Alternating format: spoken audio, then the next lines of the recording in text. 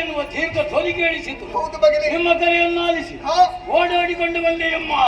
ಒಂದು ಕಮಲೋತ್ತನ ಮಾಡುತ್ತಿದ್ರೆ ಭಾವಪೂರ್ವಕವಾಗಿ ಕಣ್ಣೀರು ಸುರಿಸ್ತಾ ಇದ್ದೆ. ದೇವರೇ ಕಣ್ಣೀರಿನ ಮಧ್ಯೆಯಾಗಿದೆ. ಯಾಕಮ್ಮ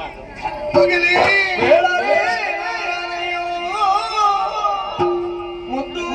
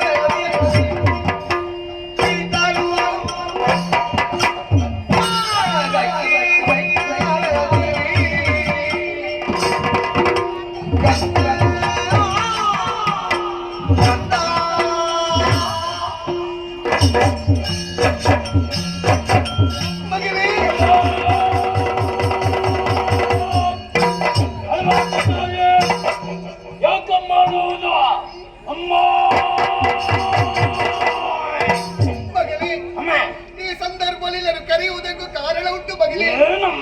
ನಮಗೆ ಒದಗಿರುವಂತಹ ಕಷ್ಟವನ್ನು ಏನೆಂದು ಹೇಳಲು ನಮ್ಮ ಬಾಳುವೆ ಇಂದಿಗೆ ತೀರುತ್ತದೆ. ನಮ್ಮ ಹೋಳಿತಾಪುರದ ಜನರೆಲ್ಲ ಕಣ್ಣೀರಲ್ಲಿ ಸುರಿಸುತ್ತಾ ಇದ್ದಾರೆ. ದೇವಲೋಕಗಳು ಪಡೆಯುವಂತ ಉದ್ಯೋಗವನ್ನಿರಿಸಿಕೊಂಡು ನಿನ್ನ ಜನಕ ದೇವಲೋಕಗಳು ಸೇರಿದಂತ ವಿಚಾರ ಗೊತ್ತುಂಟಲ್ವ ಮಗನೇ? ದೇವಲೋಕಗಳು ಸೇರಿದಂತ ನಿನ್ನ ಜನಕ ಸುಮಲಸರನ್ನು ಅಲ್ಲಿ ಅಧಿಕಾರಗಳು ಏರಿದ್ರಂತೆ ಮಗನೇ.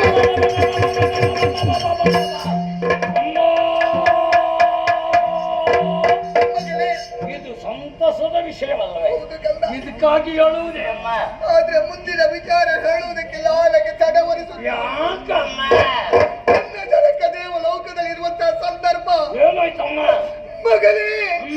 ವಂಚನೆ ಮೋಸದಿಂದ ನಿನ್ನ ಜನಕನನ್ನು ಬಂದು ಬಿಟ್ಟು ಮಗನೇ.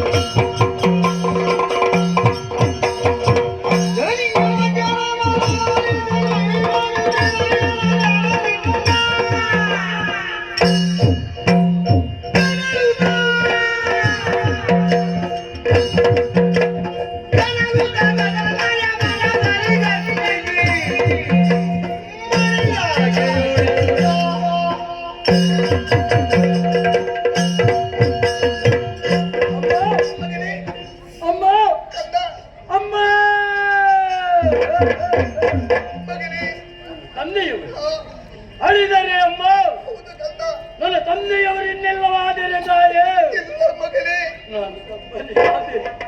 ನಾನು ಹೇಳ್ಬೇಡ ಮಗನ, ಆ ರೀತಿಯಾಗಿ ನಿನಗೆ ನಾನಿದ್ದೇನೆ ಕಳೆದು ಹೋದಂತ ವಿಷಯಕ್ಕೆ ಚಿಂತಿಸಿ ಫಲವಿಲ್ಲಮ್ಮ. ಓಹೋ ನನಗೆ ಕೊಡಿಯೊಂದೊಪ್ಪಣೆ. ಹಾ. ನನ್ನ ತಂದೆಯ ಮರಣಕ್ಕೆ ಕಾರಣನಾದ ಯಾವ ಎಂದರಿದ್ದಾನ ಆತನನ್ನು ತೆಪ್ಪಡಿ. ನಾನು ಬರ್ತೇನಮ್ಮ. ನಿನ್ನ ತಂದೆಯನ್ನು ಕೊಂದವ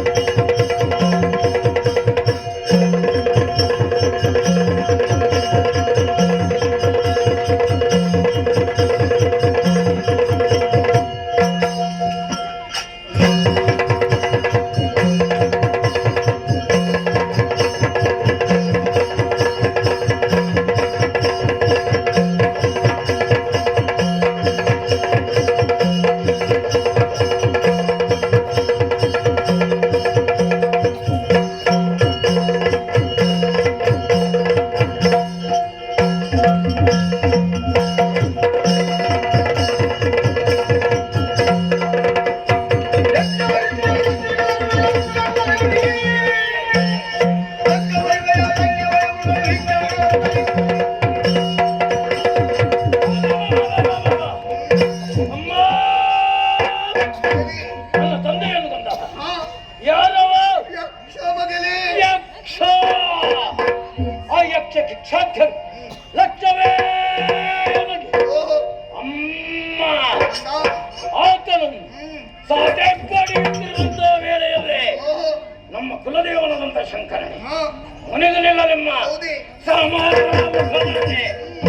ಆತನು ಮೂರನೇ ಕಣ್ಣಲ್ಲಿ ಬೆವರಿ ಜಲವನ್ನು ಸುರಿಸಿ ಆಹಾ ಹೌದೇ ತಲೆ ಮಾಡಿದೆ.